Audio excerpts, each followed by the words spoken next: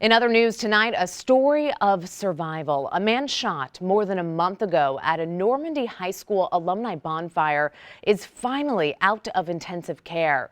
He was one of 5 victims injured. Now his wife is sharing the close call as her husband continues on the road to recovery. Only News 4's Emma Hogue sat down with her today. Emma? Emily, what was supposed to be an enjoyable evening ended in just pure chaos. Her husband has spent the last 5 weeks fighting for his life, and tonight she's a message for the shooter who almost robbed her of her best friend.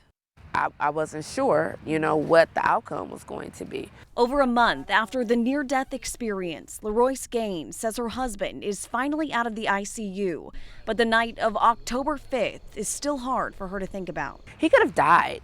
They said that the bullet, like half an inch either way, and he would have died. It started as an evening of tradition for the Normandy grads.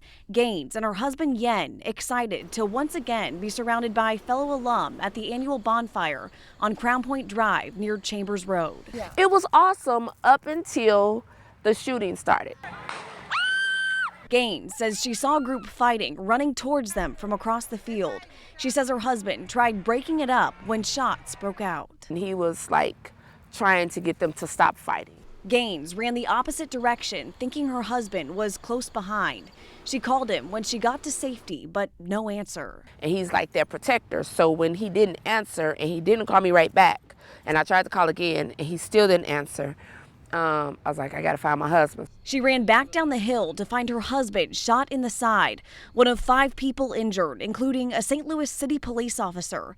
Gaines says the gunfire continued as she sat with her husband, waiting for first responders to get there. I was just so concerned about my husband. Gaines says the bullet tore through his kidney, pancreas, and put a hole in his liver.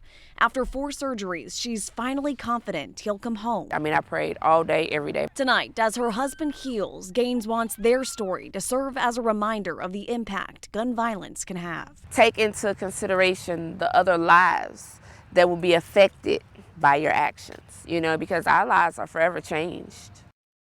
Now, her husband will undergo other surgeries within the next year, but is expected to make a full recovery. If you'd like to help their family with expenses, they do have a GoFundMe page. We have that linked right now on our KMOV News app. In the newsroom, Emma Hogue.